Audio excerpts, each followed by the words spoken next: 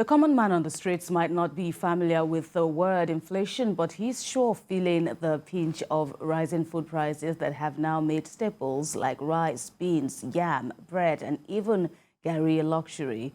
Nigeria's inflation rate rose to 19.64% in July this year. That's the highest since September of 2005. And latest data from the Nigeria Bureau of Statistics reveals that the Consumer Price Index, which measures the rate of change in prices of goods and services, surged to a 17-year high. Now, food inflation also rose to 22.02% in July from 20.60% in June. The NBS also says the rise in the food index was caused by increases in prices of bread and cereals, as well as food products, potatoes, yams, and other tubers, and meat, fish, oil, and fat weren't left out. We have joining us now as we head into our next discussion on TVC Breakfast, seasoned economist and financial analyst Bismarck Rwana. You're welcome to TVC Breakfast. Good morning, and thanks for having me.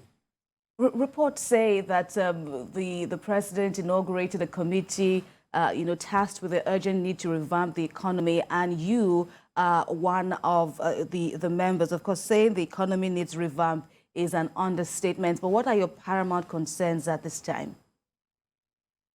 Well, firstly, let us be clear about something. The economy needs a boost. It needs a shot in the arm, and it's just not Nigeria, but it's across globally and also across sub-Saharan Africa. However, we have some structural defects in the economy which have preceded the current exogenous crisis, i.e. the pandemic, and two, the Ukraine-Russia war. So what are these fundamental problems? These problems are that our labor productivity is low, our total factor productivity is low. And let me break this down so that everybody can understand. Labor productivity means the rate at which your productivity as a person, based on skill and technology, can improve output. Factor productivity is the optimal use of capital. So if you invest money or you build a road and nobody's using it, then you're not optimizing it. Those two aside. Then we have current problems of debt, poverty, and also external weaknesses. Now, we broke down causes of inflation, and our understanding from our analysis shows that one of the major components of inflation, causative factors that lead to inflation, is the exchange rate on one hand, the price of diesel on the other, and the excess liquidity in the system. When analyzed, the most potent of these factors is the exchange rate weakness. In other words, if the naira-dollar rate was to depreciate, it feeds into domestic prices quite quickly and aggressively, and the reverse doesn't happen immediately. That is, in other words, if the exchange rate was to appreciate, it takes time before traders and agents begin to reflect this in domestic prices. So having said that, the major culprit in the room is the exchange rate. The exchange rate itself is a function of so many things: the price of oil, production of the revenue from oil, and also the way our payment system. I don't know if you understand it, but the reality is that you said historically inflation was at 19.6. On Thursday, we are going to find inflation numbers come out. Our projection from our analysis is that it will go up to 20.4%. Maybe we are right, but we are using a narrow basket of Lagos State alone. Thank you. It is becoming very puzzling to many Nigerians that you see insecurity here, you see the dollar rising, you see farmers not going to the market because of people stopping them, because of bandits and all of that. Which of these is government policy? Which of these is just the force of nature? Well, it is true. You see, the combination of factors, but when you're taking factors, you have to take into consideration the materiality. Technically speaking, if the supply was stranded, and we're talking about farmers not to be able to get their products to the market, if those products were stranded in certain markets, you will see that the price of those products will actually decline sharply. while the markets that are starved of commodities would have high prices. But when you look at the national basket, you find that even within the food basket area and the urban areas, prices seem to be all in the ascendancy, and also they all seem to be rising sharply. What that brings to my mind, or what that tells me, is that I think that there's also export smuggling.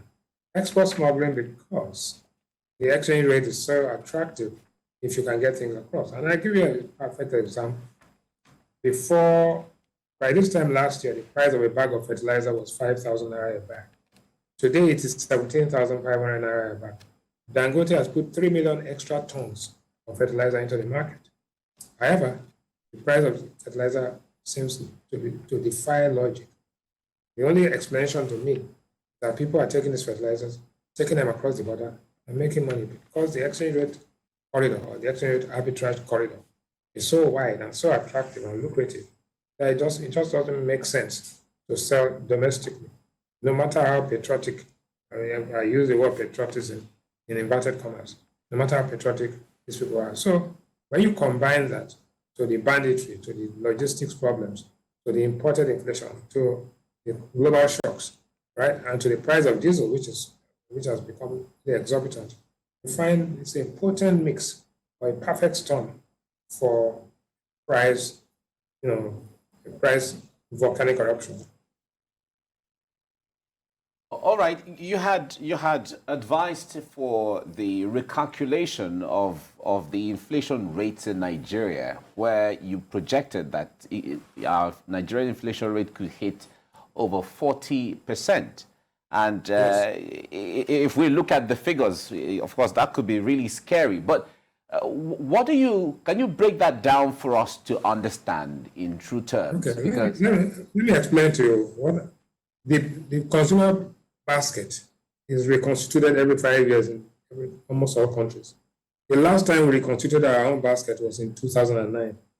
In other words, every 5 years, so if you took 2009 to today, there have been 3 5-year laps, I think, 2 5 years and one, we are in the fourth year.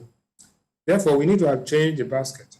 What we tried to do was to reconstitute the basket. The basket in 2009 had only about 1% on telcos, only had about 2 or 3% on entertainment, and so we now reconsider it based on today's reality, bringing food slightly lower, reducing entertainment, increasing telcos, because now in 2009 not everybody had internet bundles, not everybody had telephones, so we've increased that.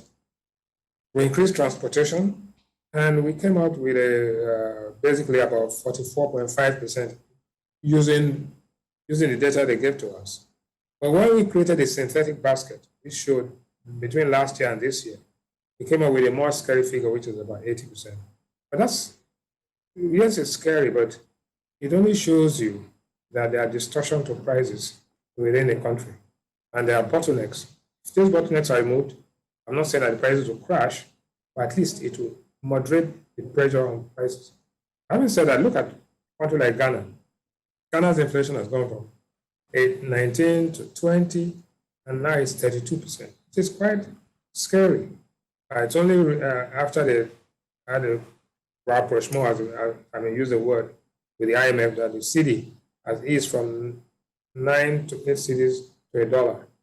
So what we need to do is to take a number of immediate steps, which I see some of them being taken already, that will begin to moderate the price pressure, that will increase the propensity to save, because what you do with your money is either to save or consume. And in some extreme cases, you speculate. So if we now begin to change the interest rate structure, you may find, and I think you will find, that prices begin to moderate. Our anticipation is that prices will increase when you have the numbers on Thursday, but next month and the month after, I think you'll begin to see some moderation. Why? Because of the harvest. 2, because maybe the foreign exchange situation begins to ease a little bit, and that begins to translate itself into higher supply and moderate prices. All right. So, talking about diversifying the economy now as a way to, leverage or to ease down these disruptions that you just mentioned. What are the odds against Nigeria at the moment? What is your solution? Talking about this diversification bid. We must differentiate between what we want to do and how we want to go about it. What we want to do is to achieve diversification. How do we go about it? Is the question. First of all, you must understand that talk is cheap. This thing, people just talk. Secondly, action is difficult. And thirdly, there are lags between what we call the outside lag between when you take a decision and when you feel the impact. The inside lag is the difference between when you hear of something and then how you react to it. But before we go down that path, I want to clarify some issues about the food basket. See, the food basket, and we've looked at prices recently. In the last month, we've seen the price of 3 items actually come down: beans, tomatoes, onions, and to a limited extent peppers, while flour, sardines, vegetable oil, and cooking gas have increased by almost about 30%. Flour is now going at about 26,500 a bag. Okay, why am I pointing out this? There's what we call cross elasticity of demand. Because the price of flour has increased and the price of diesel has increased, you can see that a loaf of bread has gone from 600 all the way to 950 naira.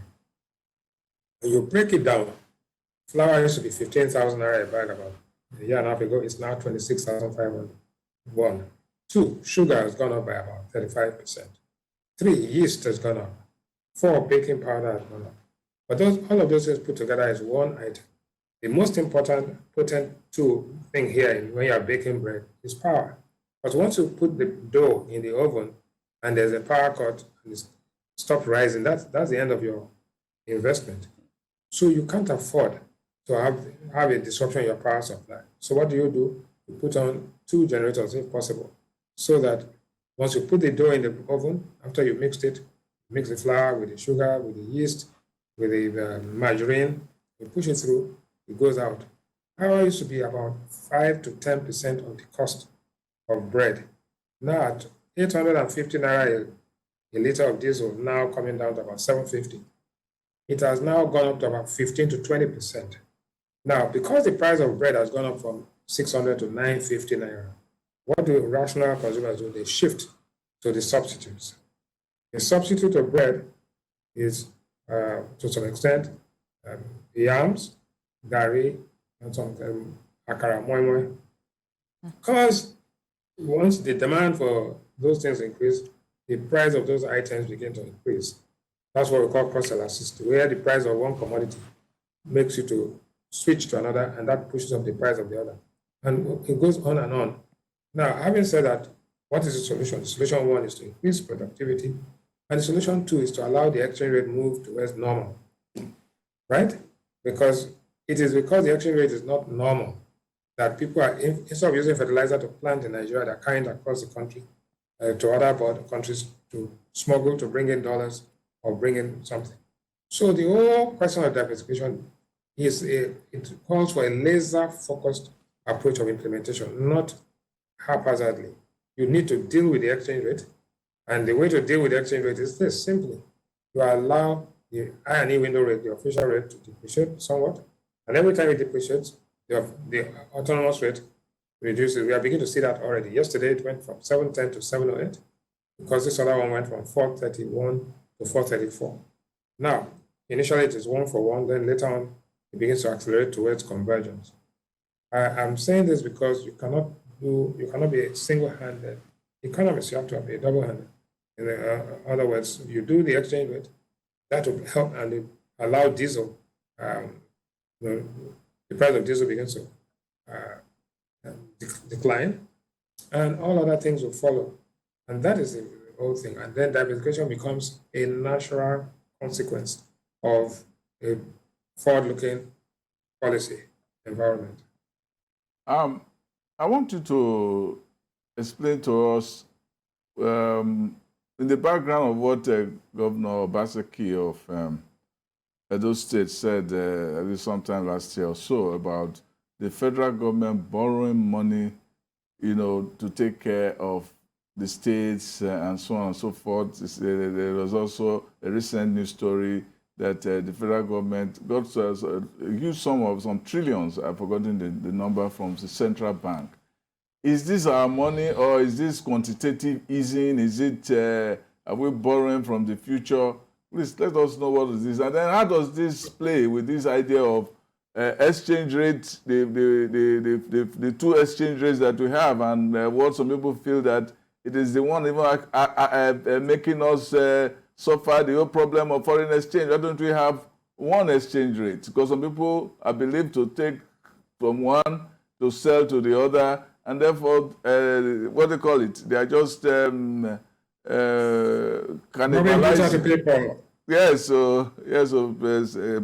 Robin Now, let me explain this. Firstly, every country in the world borrows from its people. That's the job of government.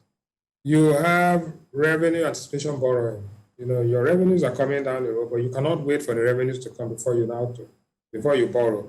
You borrow in three ways.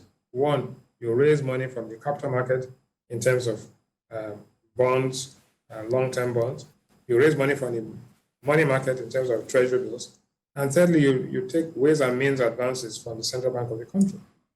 But there's what we call the debt sustainability ratio. Once your debt gets past a particular level in nominal terms, and when your debt service begins to be a burden, which does not allow you and crowds out your capacity to actually deploy resources for the people, then it becomes dysfunctional. Is Nigeria's debt dysfunctional this time? No, the debt levels are high, but it's a trend that is important. The trend is showing that we are fast approaching a fiscal cliff. Therefore, the question comes, what are you borrowing this money to do? Are you borrowing this money for profit-led consumption? Are you borrowing this money to invest in productivity? Are you borrowing this money for capital projects? Or are you borrowing this money for leakages? In other words, people are stealing it. So one can argue that all of the above. It depends on what materiality. That's on one hand. That's the debt side. But the revenue is dropping. And why is the revenue dropping? You know what has happened. You and I are from the neck of the Niger Delta. We know what's happening to the pipelines. We know what's happening to pollution. We know what's happening. And we know that the moral justification for these actions are that people say, look, firstly, it's our oil. Secondly, the oil is coming to people who are totally unpatriotic and are diverting for their own purposes. And thirdly, the money is in the hands of inefficient, corrupt, and totally dysfunctional personalities. So we are, in other words, the people are resisting this and saying that we have a criminal enterprise as a country. And so that pushback we are seeing is now leading to many symptoms of failure, symptoms of failing, symptoms of fragility. And all of these things are beginning to manifest itself very clearly in poor output, slow growth, weak foreign exchange, and overhanging debt button. We must press the reset button. We must reflect and begin to deal with the most scarce product in this country, which is honesty and sincerity. People just live in a fool's paradise and begin to believe their own lies rather than dealing with the reality. The data is very clear. This is evidence-based that we must take steps. What are those steps? And I've outlined some of them. Basically, you've got to allow the exchange rate begin to move towards its fair value. Every time you hold it down, you are creating an opportunity for people to rob, for people to arbitrage, and for people to divert funds. In the end, the fringe becomes the main, and the main becomes the fringe. The tenants take over the houses of the landlords, and the lunatics take over the asylum. That is what's going on in this country. All right. Some analysts have advised the government to focus on providing social infrastructure so that the private sector can invest as a way of curbing the inflation. Others have said that, well, if government does anything with spending more money, that amounts to liquidity, excess liquidity in circulation. How do we balance this, and is that the way forward? Well, thank you very much. There's what we call, in economics, what we call the natural rate of inflation. A situation where you have deflation, where prices are actually declining, is bad for the economy. It's the first pointer towards where we have a slump or a depression. So if, for example, you have inflation of 10, 11%, and you're having growth of 8, 9%, nobody cares about that. Because that's what we call the natural byproduct of growth. Now, but if you're having high inflation, 19s, 20s, and you're having growth of 1.5, 2, maximum you're eking out 3.11, then there's a big gap. You have what they call an inflationary gap, which is tending towards what could lead to a recessionary gap. And the last thing you want at this time is a recession. The last thing you want is stagflation, which is showing because you have high unemployment. So what do? You pump money into the system, money that is useful to unlock resources, unemployed resources. And that's a typical Keynesian model. You use money to stimulate the economy. And when Keynes was asked what happens in the long run, he said in the long run we're all dead, so don't worry about it. Let's take care of the immediate. Now, having said that, you must have some what we call circuit breakers that will stop the excess. So you clearly mentioned the question of quantitative easing. There's also what we call quantitative tightening right now that is taking place. And the US numbers are coming out this afternoon. The US inflation got as high as 9.1%. It dropped last month to 8.6. I understand today that the numbers are going to go down to 8.1. And some economists are saying that it could go as low as 2.5%. Why? The price of gasoline in the United States has dropped for 13 straight weeks because it's strategic. The whole question of Biden going to Saudi Arabia, the whole question of, in the midst of all of this, undertaking the Ukraine war to establish and maintain the dominance and the hegemonic nature of the US dollar for all of the trade as the benefits of winning the Second World War and having the Bretton Woods Conference. So these battles about inflation you cannot take them in isolation. You have to take them in the geopolitical context about who is in charge of what. And if you think that the Ukraine war or the question of what's happening in Taiwan is just about politics or geopolitics, it's also about what's going to happen to the strength of the Chinese yuan, the Russian ruble, and to all intents and purposes to maintain the hegemony of the US dollar as the preeminent currency in the world. So you must not divorce politics from the economics. And if you think there's anything like a free market, no, you have another thing coming. There are free markets, but there are freer markets and there are unfree markets. Right. And is there a way, listening to, you all this while now, I think, and, some people also say that, the crux of the matter is, the insecurity puzzle that we have on our hands, because, that has impacted the economy. All this policy after policy that the government has brought out, it comes down to, some nitty-gritty areas. Farmers can't even go to their farms now. They can't be sure of security. So people are basically starving. And, with all this policy, is there a way we can insulate the economy against or while the government is dealing with insecurity? Or are these really the interconnectivity that you talked about earlier? Well, let me put it this way. Use chicken and egg. What is it? Economic insecurity that leads to violent insecurity? Or is it violent insecurity that leads to economic insecurity, which leads to, quite frankly, the sequence, the way I see this, 20, 30, 40 years ago, there was some states and some regions invested a lot more in education than others. And there's a correlation between investment in education in the short term and labor productivity and technological leaps in the medium term. So if you take the western region of Nigeria, for example, which spilled over into Benin Republic and all that, they spent infinitely more money and devoted much more resources to education.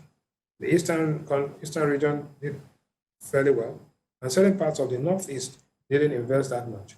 What you have today is that those places have now become relatively less productive.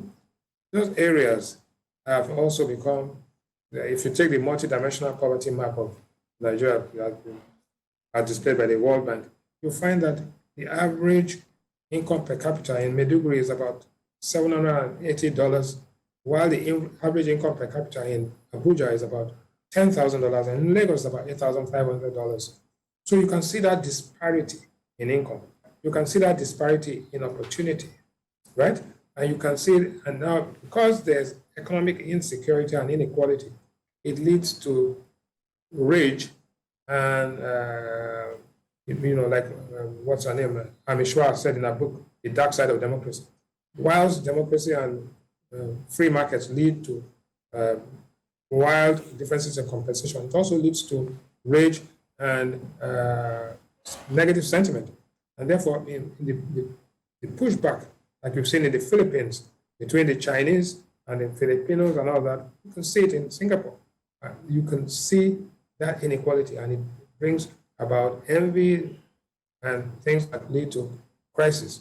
Now, having said that, now know that what do we need to do? We need to have a Marshall Plan. We need to have a Marshall Plan in those areas. We have to devote resources to that. We have to invest in education at the same time, simultaneously invest in capital production there to bring them up, because the more unequal these areas are, the more people are going to despise the others. And that is a recipe for crisis. And part of the political debate you're having today is all about that. But underneath it is the fundamental problem of inequality. And data shows globally that where income is more unequal, you have more violent crime. And let me give you examples. South Africa, income inequality as a result of apartheid and all of that has led to the most outrageous form of violence. Mexico, Panama, Nigeria. So when you see income inequality, it is the first step towards violence. And when the institutions for conflict resolution have been dismantled and are weak, then the alternative to this is anarchy. Pray to God that you don't have anarchy, because economic inequality can lead to that kind of pushback, which could lead, because of weak institutions to resolve conflict, you can also end up in anarchy. During the 1982 recession, the U.S. Former Secretary of State Eric Kissinger said that the economy is too important a matter to be left in the hands of economists.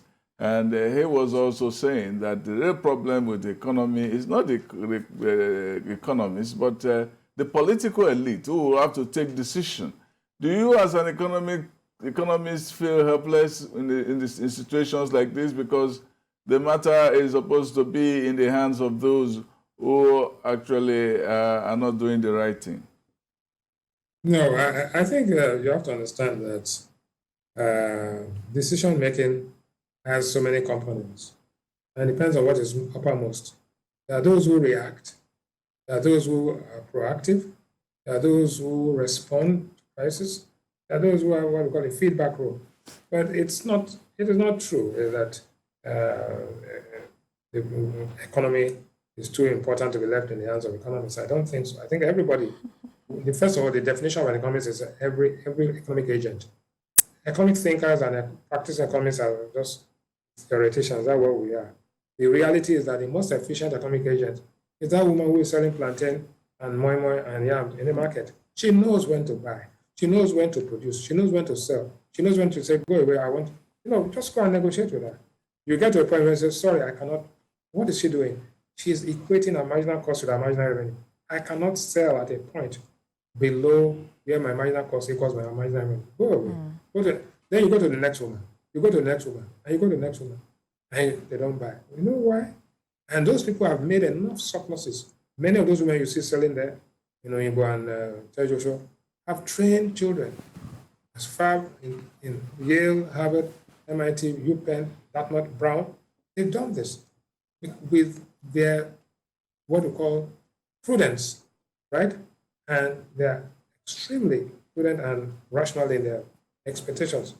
So the truth is that every person, whether you are a politician, lawyer, you are an economist, because you are going there for one thing, to make sure that you can make money, so that tomorrow will be better than today.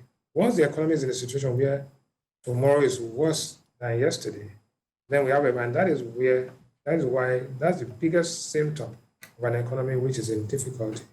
If you ask any Nigerian, how hopeful are you of what's going to happen tomorrow, they tell you that I have no hope. And that will lead to answers and all of it. So it's important. You can listen to economists, but you have to take it carefully, and it must make sense to you that what you are trying to do will alter people's behavior, to be more productive, to spend more, invest more, produce more, and save more. As a follow-up, sorry, but all those Mama Akara, Moi Moi, the struck pusher, all of them, they are all agents of the economy. But there has to be an overarching vision for an economy to work. And that itself is a job of political leadership. And when that fails, it affects the way, on the macroeconomic sense, it affects the way the microeconomy works. So that's what I was saying, that, if the macroeconomy is in shambles and the leadership does not have a clear-cut vision of how the economy should move in direction and the vision and so on, there's little the economist who's a genius in the university or is running a brokerage can go if there are strictures from that vision. No, you're damn right, but you see, it goes back to fundamental philosophy of what ideology do you believe. You can be a Marxist, where you say the best way, the state shall wither away and the government of men shall become the government of minds, and to him according to his ability, and from each according to his ability, and from him to his needs. That is very utopian. You can also be a free market Adam Smith, everything is done by the market, or you can have a mixed economic model. What has happened is that many people, many leaders in Nigeria, some with a military background, some with a background in law, some have had very, very confused philosophies as to what kind of economic arrangement will actually complement the political philosophy which you are trying to lead. That weakness in understanding and thinking it through manifests itself eventually because of the contradictions that is going on. And don't forget, the global economy is moving at such a pace and things are changing. Therefore, the assumption that every leader can think deeply, the assumption that every leader has a clear understanding of where they're going, it's a very generous assumption. It's very, very generous, and it's an extravagant assumption. The truth is that not many people think. All the people in the world, less than 1% think. They just do things, and they react. Thinking is very, very, very, very difficult. It calls for discipline of mind. That's why our academic discipline is about making you think differently, making you think deeply, making you focus and concentrate. To assume that you can do that is one, and to assume that you can do that with all of the paraphernalia, all the retinue of aides and people and all the mobile policemen and sirens, you are unable to think. As long as you are distracted, you will not be able to optimize that thought process for the benefit of society.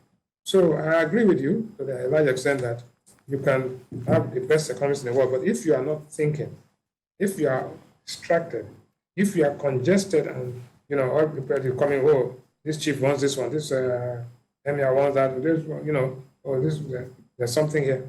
You will not be able to focus on the key issue, which is you are paid to think and then to implement your thoughts. And that is the problem. We have a rent-seeking economy where everybody crowds you out so that you are able to make suboptimal decisions in their own favor. And so you end up with crony capitalism.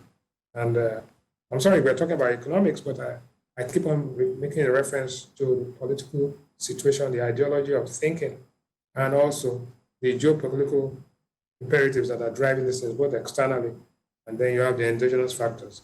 So if you understand this, you now understand the constraints which leadership has in this country.